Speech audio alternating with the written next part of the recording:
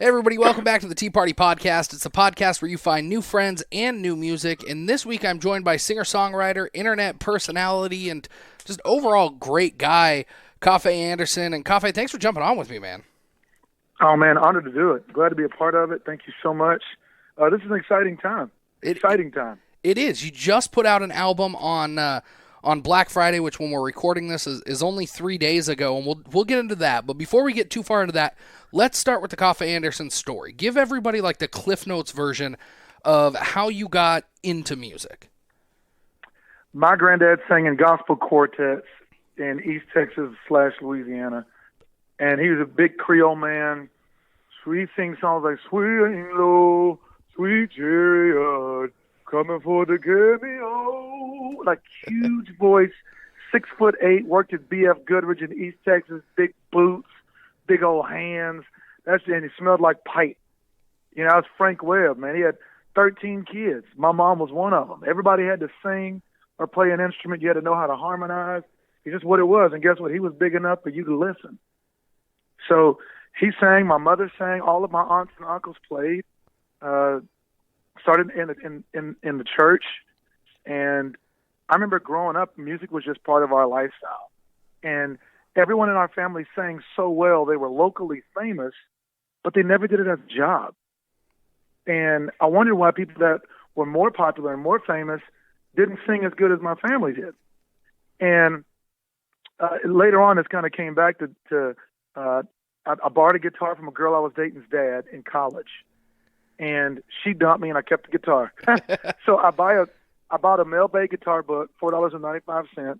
I sat in my dorm room, and I taught myself 4 guitar chords, and I just started humming and singing, kind of arranging those chords how I wanted to. My dorm room filled up. The hallway filled up. The bottom of the dorm fills up. Next thing you know, I'm singing, and just kind of like these little campfire praise and worship songs.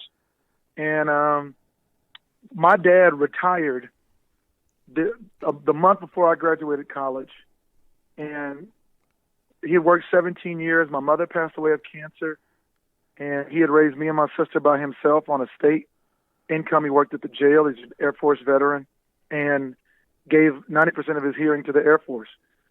And when he retired, they cut his check in half and gave him a watch. And I realized that I had to do something different if I wanted to take care of him and my sister. And I got a guitar. I got a Dodge Ram, 1500 single cab. I put starch, groceries, my guitar, and some clothes. I drove to L.A. Well, man, and being from Banks, Texas, I mean, knowing that you're going to L.A. to make something, of yourself and to do something with music, what's that like where you go from a town where, you're filling up this dorm room and everybody knows who you are, and then this little town in Texas to one of the biggest cities in the world where everybody's kind of trying to do the same thing you are? Right. I felt like, when I first got to L.A., there's more people in my apartment complex than my whole hometown. True. Number one. Everything was shiny, glitz, and glamour on 3 streets. The rest of the streets were dirty and nasty. But they don't show you that on TV. And the difference was there was a different air. People here were trying to get it. Everybody was shooting, creating, shooting their own commercials, shooting their own stuff, and then just getting out. So you go out in the streets and you'd see famous people mixing with new stars, people that were up and coming. The energy was just crazy. And I ended up I didn't want to work for anybody. So I felt like if I was going to fail, I was going to fail singing. And I went out to Santa Monica one day, and there was this girl singing on the street. And there's a shopping center area. And she goes singing, and I walked up and said, "Hey, how do you do this? I want to know how to do this." And she goes, "Let me hear you." And I sang a little bit, and she was like, "Oh, my goodness." She said, "I'll teach you to do what I do." I said, "Great." So my tax return came in. My dad gave me some money. I bought the open box sound system from Guitar Center, a cart, and I got a boat motor with an inverter, like a little cheap boat motor. I hooked up the inverter to the sound system and plugged my guitar into it. Now I have a mobile concert venue that I can play on the side of the road.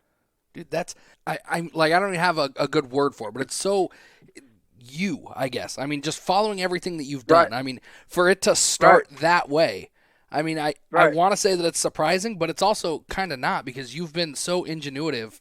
That's not even really Right. a I've word. I've But always been a creator. No, I've always been a creator. so, And I was like, well, if I can use a boat motor, they're easy. I can use a little charger at night and keep it charged, and it'll power my sound system. So I went to my buddy's house, and he has a closet, and he had a microphone in it, and he had a little recording computer. So I'd written some songs, and I had some other little love songs that I could cover. I went in his closet, literally, and sang 20 songs. I came out, I bought a 50 spindle of CDs, blank CDs, from the local store, and I burned those CDs, and so that way I had a double album. So my sales pitch was, you get one for 15 or two for 20. $5 more, you get a second album, 10 more songs, same price. It's the best value. Hi, my name is Coffey Anderson. I'm a singer-songwriter from Bangs, Texas. You look successful by what you're driving. Are you in the music industry? No? You like what you hear? Great. Awesome. I'll take your card. Also, I have an email list. Right here, put your name and email if I'm on a television show or any appearances. I'd love to keep you informed. That's amazing. Where are you from? Bro, that was my job. see, and that's awesome. And you were one of those guys, and Kevin Hart kind of did the same thing on the comedy scene, where you really Right. capitalized on technology and on the email lists. And I think that's, Right.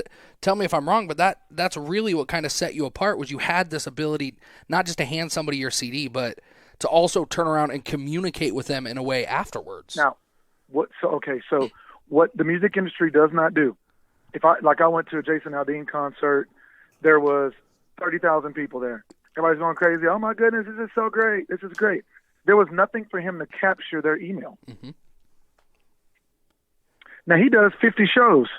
50 times 30,000 people is a lot of people. So guess what? If he had the email list, when he drops his album, they could get the album for 10% off if they pre-order it now. Great. Awesome. Do it. It's funny because I dropped my album, which iTunes messed up, but they dropped it today, opposed to Black Friday, and it hit number 4 on the iTunes charts. So it's Luke Combs, Jason Aldean, Lady Antebellum, and me. And If you don't understand nuts. if you don't understand the power of gathering people's information, you're in the wrong era. You have to get people's data, get their information. The next thing I'm doing right now, I'm going back to what the rapper Mike Jones from Texas used to do. He had his phone number on everything, and he would always talk about his phone number.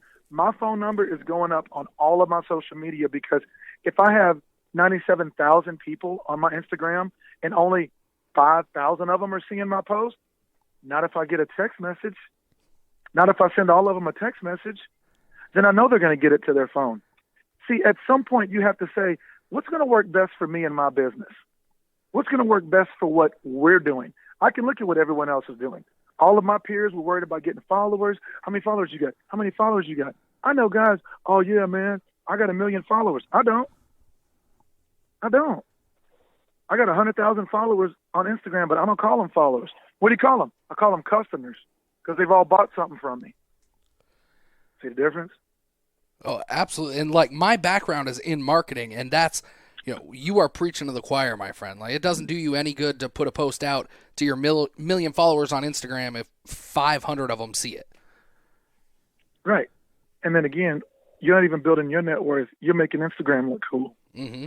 And they have one button that they can shut you off at any point in time. Well, and I guess that's the thing that a lot of these people don't think about is you've got a way, if something were to happen on Instagram and Facebook and YouTube were all to go away, you still have a way to contact not just people that like your music, but people that have actually done something to show you that they like your music. Right. And a lot of my email list I got from PayPal. I've gotten from the services that I've used of people that have purchased it. So these are literally our customers. So I think when it comes to having a second business, a lot of people are bivocational. And I don't just do concerts. I make music. I sell music. I sell music videos. I also sell video dedications on my Facebook page, where if you have someone that you love and you want and she's a fan of my music, of my song, my wedding song, Better Today, which has been played at thousands and thousands of weddings every year. For $100, I will sit in front of my camera and say, "Hello, Jen. My name is Coffey Anderson. This is a video dedication from Ty. He wanted me to tell you he loves you. You're the best thing he's ever seen since sliced bread. He wishes you a happy anniversary 10 years." And I'd sing Better Today, send it to them full HD. That's $100. That's it. How can people get that? If there's somebody out there that wants that to come in the new year, where do they find it? They can go to coffeeanderson.com and click on video dedications. They can put in to whom, from whom, and whatever little note they want to add. And I've also done that for military families. So I will sing Mr. Red, White, and Blue. I've been sending this video to young men and women that are deployed from their parents. See, and just unbelievable that's awesome. Memories. What are we using your gift for? Because the moment that I started writing songs that gave people an emotional touch, like Better Today, like Mr. Red, White, and Blue, where they could feel something, that's when you have mega Marines, black ops guys coming up, bearded. You couldn't even know where they came from. All of a sudden they walk up with tears in their eyes and going, "Red, White, and Blue. Thank you. I hadn't cried in 2 years. I needed that today. I miss my brothers every day." See, and you're one of those guys, and I think you do it really well, that you use your platform, and it's not just a platform to promote yourself, but you also do a lot, and you put a lot of good back out into the world. And one of the things that you do, you work with an organization called Keegan's Promise. Give everybody just like a quick background of what that is and what you do for them, right? Because I think it's fantastic. Right. So Keegan's Promise is an organization that was started by Tanisha Lear. Tanisha Lear is married to one of my really good friends, Stephen Lear. And what they did was she was unable to have children. They don't know why. She's perfectly healthy. He's perfectly healthy. They could not have a child. And when they're financially blessed, number one. And when they went to adopt, they realized how much it cost to get a child, an infant. And that industry preys on the desperation of people wanting a baby. And she said, "Well, what about the families that can't raise the money? Because I'm looking at 5 and 6 pages of names of families and 5 and 6 pages of names of children." And she's like, the other lady was like, "Well, yeah, it's a lot of fees." So she started raising money to buy down the fees so that the families could get babies. Wow. Wow. And it hits close to home for me because my dad, military veteran, my hero, my man, raised me, even with tears in his eyes after my mother went on to be with the Lord after losing her battle to cancer. He was adopted. Wow. Tell me that's not full circle. Well, and it really is. And as a son of a 20-year Navy vet, growing up in the time that I did where a lot of friends ended up going off to war and fighting and coming home and then having to struggle with stuff like this, I think the fact that not only are there programs out there like this, but the fact that guys like you are getting involved in programs like that and helping bringing a name to it, that's really important, I think. Right.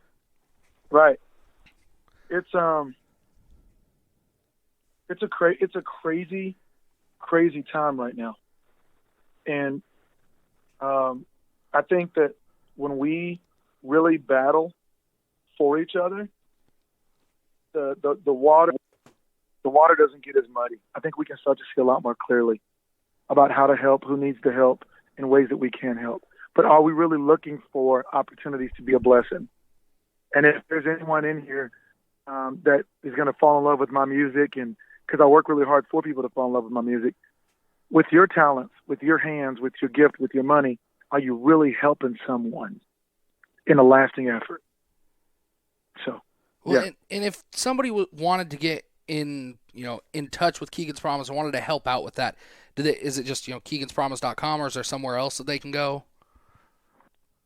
Yes, it is keeganspromise.com. I think it's also keeganspromise.org. Okay. Check out one of those. But Tanisha is spelled Tanisha, like Tanisha Lear. And they're easy to get a hold of. You'll see it. Keegan's Promise. It's such a cool event. Well, here, let's shift gears a little bit. Let's get back to talking about your music a little bit and kind of how you got. Come on. Kind of just the new album is called. Oh, go ahead. Yeah. It's called Go Country.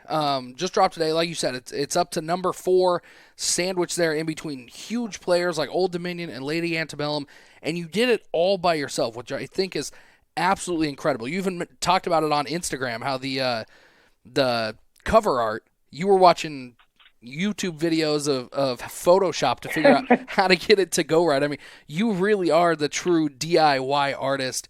But, I mean, that's got to feel awesome to be able to be up in the top 5 on iTunes right, with an album like that you did by yourself, right? Yeah, and, well, I record in Nashville. So I fly to Nashville when I had a few days off, and I would go and record and track the songs. I would come back to the house, and I would sing the songs in my garage with my microphone from the house. Oh. Because this is my deal. You can sing or you can't. That's true. That is very true. I've seen people with $10,000 mics, and they still ain't sounding worth the 2 cents. So, but I had so many great people that I've been learning from and getting how to write hit songs for that people can listen to immediately. And I applied all of those things. A lot of times people, they want advice, but they don't want to feel like they're wrong.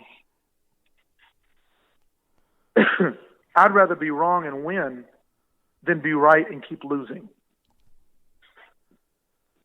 Well, I mean, you've definitely got a winner with this one, Coffey. And let's let everybody take a listen. You were kind enough to share a couple of songs with us. The first one I have here is Cowboys Like Me. Give us the story behind like where this song came from. Right. So Cowboys Like Me came from I was at a meet and greet, and there were ladies and guys, everybody. So I said, hey, guys, the meet and greet is over. I want to take pictures with y'all. Gentlemen, pick up these chairs for the ladies. Everybody come forward. Let's get some pictures. So I go to reach for the chairs of these 2 young ladies that came together for my show. And one of the women held her chair tight and looked at me straight in my eyes and said, I'm strong enough to get my own chair. Thank you. And I looked at her, and I held the chair as she held it. And I said, my mother was strong enough to get a chair, but my daddy would never let her move it on her own. I said, please understand, I'm not taking your strength. I'm giving you honor. And she had tears well up in her eyes, and she looked at her friend and just started crying. I was standing right next to her. She didn't look at me. She looked straight at her friend with tears going down her face. Oh. And I grabbed my guitar, and I started strumming. And then, if I hold your door, I'll buy you dinner. That don't mean that you ain't strong. It's just my way of loving. I hope you don't take this wrong. If I wrapped you in my jacket to keep you dry from all the rain. Cowboys like me do those kind of things. And I just felt like I wanted to write the explanation of where manners came from and why we honor you. And in the era of feminism and I'm strong enough and no one needs a man and all this, I disagree. If he's a good man, I disagree. And I want to show you what a good man looks like. And that's why I wrote Cowboys Like Me. Well, let's let everybody here take a listen to it. But I just have to point out that you talk about some people can sing, and even a $10,000 mic doesn't do you justice if you can't. You just sang that through a phone, and it sounded superb. So here, let's. Thank you. Hey, you can sing and you can't. Yeah, right? Thank you, bro. That's awesome. Yeah, here, let's let everybody take a listen to this one. It's called Cowboys Like Me. If I hold your door or buy you dinner, that don't mean that you ain't strong. It's just my way of loving. Hope you don't take this wrong. If I wrapped you in my jacket to keep you dry from all the rain. See, cowboys like me do those kind of things.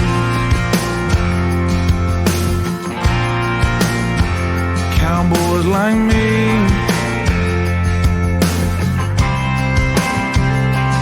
If I say yes, ma'am, to your mama, and yes, sir, to your pa, but tell you that you're pretty, I hope you don't take this wrong. If I picked you up on Sunday morning for some amazing grace, see, cowboys like me do those kind of things. Oh, lover, my desire will never change. Just as sure as horses are running wild on an open range, I will honor, I will love you every breath of every day. See, cowboys like me do those kind of things. Yeah, yeah. Cowboys like me. Hey, play it for me, yeah. Hey.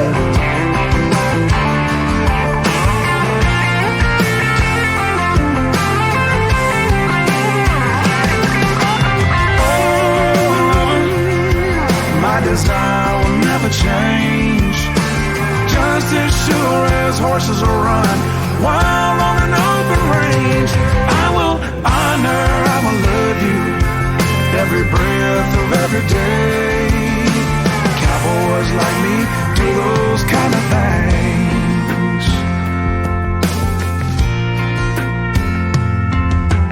Pulling out a chair for you and walking you to your car, reminding you that I need you, accepting you for who you are. What if I offered you forever and gave you my last name? See, cowboys like me do those kind of things. Cowboys like me do those kind of things. So, and that one's called Cowboys Like Me by Coffey Anderson off of his brand new album. It's called Go Country. It's available on iTunes. Go get it. I've got it. I've listened through it at least once. Probably by the time this podcast comes out, I'll have worn a hole in the grooves of my earbuds. But man, it's such a good album. And I want to talk to you a little bit about your songwriting. So you started with 4 chords from a guitar you bought from your girlfriend in college. How did that transition into this full album that we have now? And what does your songwriting process look like? Well, the songwriting process comes from inspiration. I love hearing people's stories. I love captivating that, because what keeps us bonded is the family unit, whether it's relatives or not, and also the stories of what carries each other. History is stories. Movies are stories. TV shows, it's all stories. Musically, I just wanted to be able to put together beautiful stories that people can relate to. And I don't know, I just have this gift that when I hear music, I know what words are supposed to go with it. Well, and it's kind of like, isn't that crazy? Well, it's kind of like some people can sing, some people can't. Some people can write music, and some people really can't. And you are lucky enough to be gifted with both. But so you came out of college, and you came out of college with a degree in ministry, right? Yeah. So I thought I was going to be a missionary, so I majored in Spanish and theology. Well, so then you also came from a gospel background. What was it that kind of made you choose country music other than just being from Texas? Well, you can't just be from Texas. Texas is in you. Number one. It's the culture, it's the clothes, it's the food, it's the music. It's literally who we are. And I'd hear these bands play on a gooseneck flatbed trailer in the middle of our town on a Saturday night. These guys are rock stars, man. And I loved it. And I remember just hearing good music, and I would just learn these country songs and sing them. And my friends would go crazy. And I felt like country music is the genre where I can talk about the Lord, but I can also talk about having a beer with my buddies. And I don't have to be one or the other. I can be both. That's why I chose country music. Well, we've got another example of it here off of your new album, Go Country. And this one is, I think it's becoming my favorite Coffey Anderson song just of all time. It's called Memory Lane, and we talked about this a little bit. It's your first real heartbreak song, right? Yep. I've always steered clear from heartbreak. This time you drove head on into it. There's no bones about that. What does it feel like missing somebody? Missing someone that you really are in love with feels like I'm on memory lane with a flat tire. I can't get off of it. I can't think of anything else. I'm stuck here. And so I'm a memory lane with a flat tire, and all these lovebirds seem to fly by. You know, I'm 2 bottles down trying to get you off of my mind. I'm on memory lane with a flat tire. Man, if you've ever had a broken heart, you get that. You get it. It's crazy. And the symbolism in that song is just unreal. I mean, you sit there and you listen to it. Thank you, man. I mean, and you just picture this guy in the middle of some highway with people flying past him, and then you start listening to what the song's about, and you're like, no, we've all been there. Every last one of us. Yep. Absolutely. Well, here, let's let everybody take a listen to this one. It's called Memory Lane by Coffey Anderson.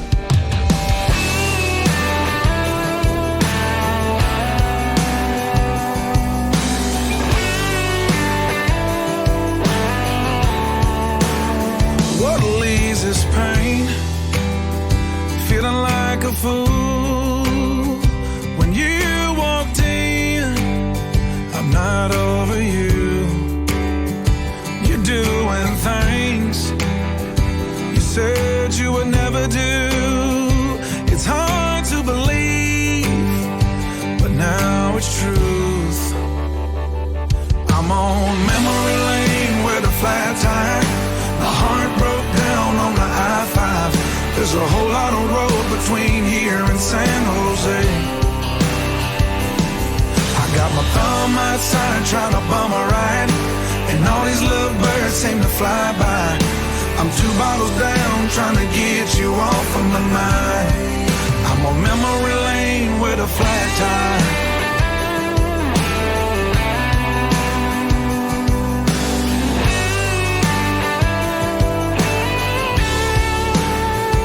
Take hard rain to put out this fire, 'cause things aren't the same, but who's to blame? Thought I knew you well, thought you knew me too. It's hard to believe, but now it's truth. I'm on memory lane with a flat tire. My heart broke down on the I-5. There's a whole lot of road between here and San Jose. I got my thumb outside trying to bum a ride, and all these little birds seem to fly by. I'm 2 bottles down trying to get you off of my mind. I'm on memory lane with a flat tire.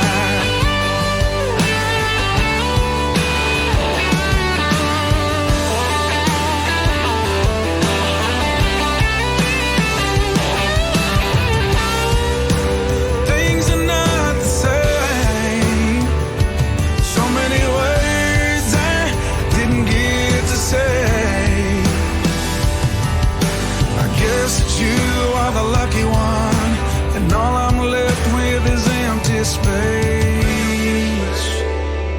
I'm on memory lane with a flat tire.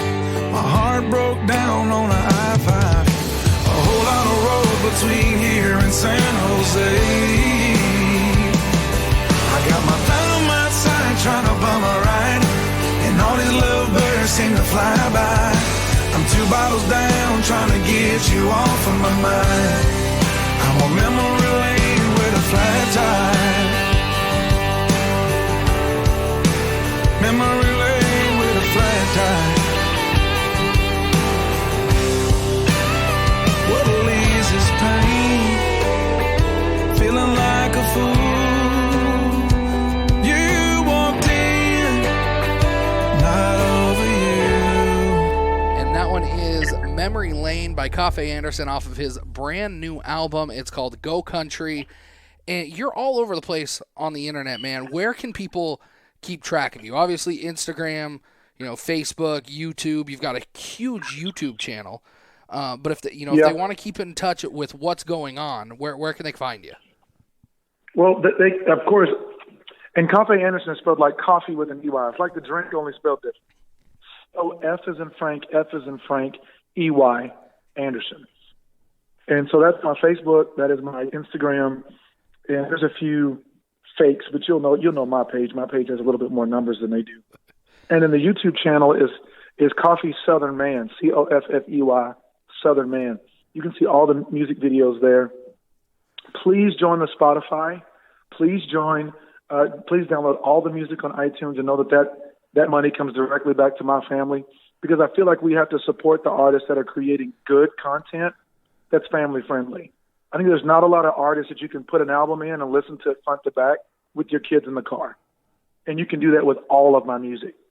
And I wanted to make a point to where we could have generational music, especially as a business, but also we can have a moment for people to make memories as a family. So just know that if you spend your hard-earned money listening to my music, that it is perfectly fine for the whole family. Well, and I think that's a really important point that you touch on, is that the money goes back to you. And a lot of people with Spotify and streaming and all of that, that obviously you know this, the cut that you get from that is not nearly what you get if somebody goes out and buys a song. And I'm a big proponent of buying music. I mean, obviously I've got Spotify so that I can listen, but if there's a song that I really groove with or an artist that I really dig, I'll make sure that I spend that money to buy their album, and that includes Go Country. If somebody wanted to buy it, is iTunes the only place that it's at right now? No, it's on Google Play, it's on iTunes, it's on Zune, it's on Amazon as well. So if you're a Prime member, you can download it. Boom, done. Well, that's easy. So we end. Thank you, man. We end every show here the same way. It's called the Final Four. It's probably the 4 toughest questions that I'm going to ask you the whole time, just because they make you think a little bit. Okay, you up for this? I'm with it. Come on. Okay, here we go. The first one. What's your favorite place that you've ever played? Oh man, I told you they're not easy, man. Favorite place I've ever played was, I would say, Northern California, in a little town called Byron. Okay. It's at Campos Family Vineyard, and we sold the whole venue out. Everybody knew every word to every song. It was nuts. It was nuts. Those have got to be the most feel-good shows of all time when the crowd's singing back to you like that. Oh, right. And they're crazy. They know all the jokes, and they get my sense of humor. It was crazy. Okay, how about this one? What's the best show that you've been to that you weren't on the bill for? Oh, Florida Georgia Line. Oh, that was quick. You knew that one. Oh, yeah, hands down. Okay, how about this? If you could play anywhere in the world, where would it be? Las Vegas. Okay. And you've actually got a few shows there coming up, right? Yeah, but I love the showmanship of Vegas. I have some friends that are in Cirque du Soleil. I'm friends with Alex from the Backstreet Boys, AJ. I'm friends with AJ from Backstreet Boys. They had a residency in Vegas. It's just cool, man. It's cool. So, yeah, Las Vegas. Yeah, and I tell people that one of my favorite places to go watch, not just music, but country music, is in Las Vegas. And they look at me like I'm crazy.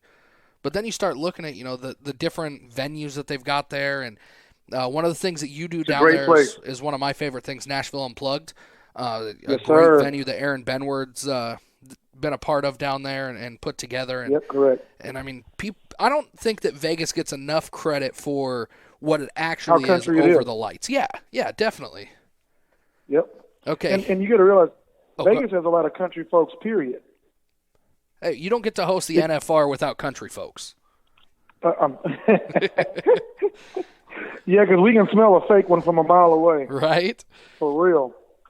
Yeah, man. Okay, so here we go. Last one. If you could share a stage with anybody, alive or dead, who would it be?